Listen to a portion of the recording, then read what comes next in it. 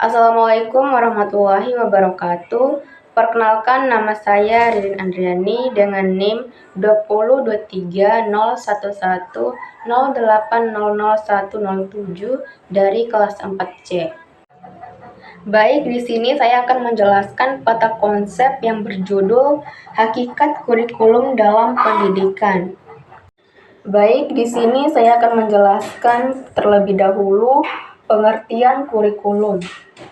Istilah kurikulum berasal dari bahasa Latin yaitu cur dan curere yang berarti lintasan atau jarak yang harus ditempuh.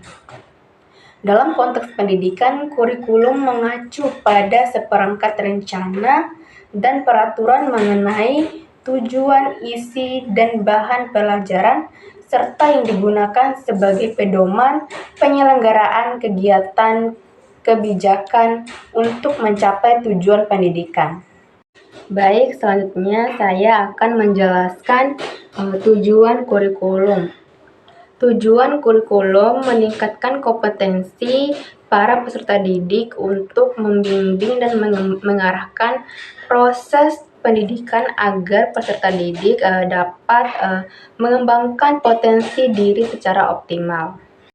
Baik, selanjutnya saya akan menjelaskan fungsi kurikulum. Di sini ada beberapa fungsi kurikulum. Fungsi kurikulum bagi guru atau pengajar. Kurikulum menyediakan kerangka kerja yang jelas bagi guru dalam merencanakan, melaksanakan, mengevaluasi pembelajaran, memberikan arah mengenai materi, metode, dan penilaian yang sesuai dengan tujuan pendidikan.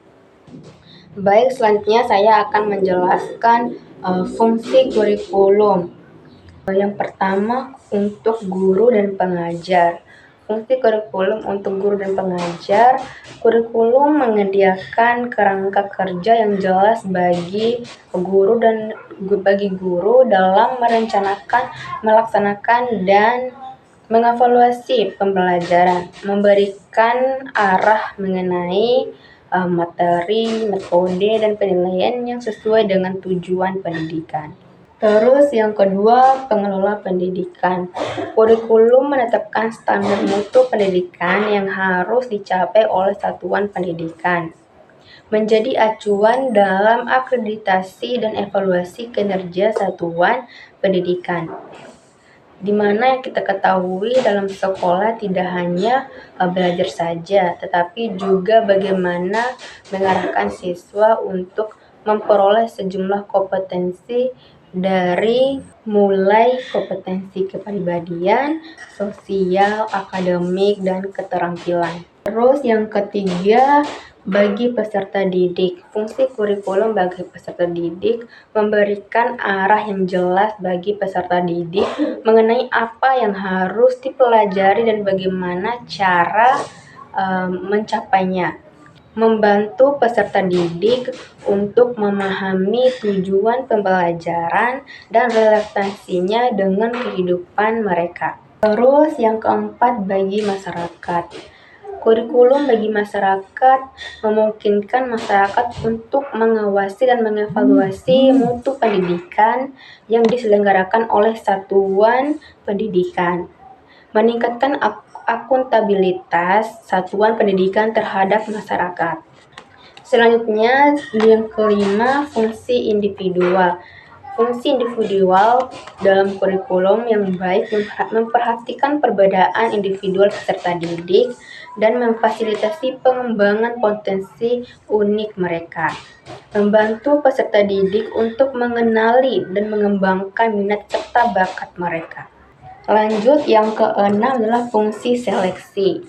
Fungsi seleksi kurikulum menetapkan standar yang digunakan untuk menyeleksi peserta didik ke jenjang pendidikan yang lebih tinggi atau ke dunia kerja, menjamin bahwa peserta didik yang terpilih memiliki kompetensi yang sesuai. Baik, untuk yang terakhir saya akan menjelaskan komponennya.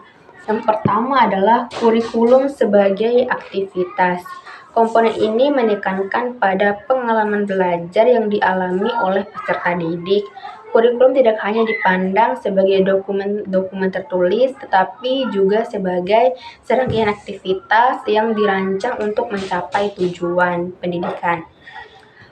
Aktivitas-aktivitas kegiatan ini meliputi kegiatan pembelajaran dalam kelas, kegiatan ekstrakurikuler, pengalaman belajar di luar kelas, interaksi antara guru dan peserta didik. Lanjut, yang kedua, perkembangan pengetahuan dan teknologi. Komponen ini mencerminkan kebutuhan untuk menyesuaikan kurikulum dengan perkembangan ilmu pengetahuan dan teknologi.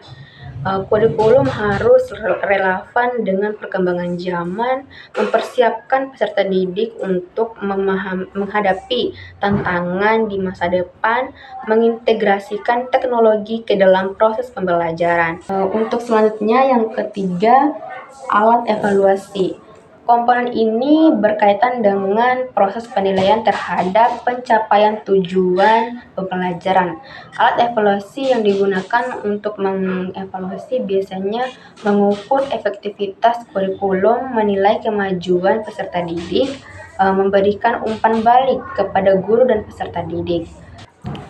Alat evaluasi bisa berupa tes tertulis, penilaian kinerja, portofolio, observasi. Mungkin itu saja peta konsep yang dapat saya jelaskan. Lebih dan kurangnya saya mohon maaf. Wabillahi taufiq wal hidayah. Wassalamualaikum warahmatullahi wabarakatuh.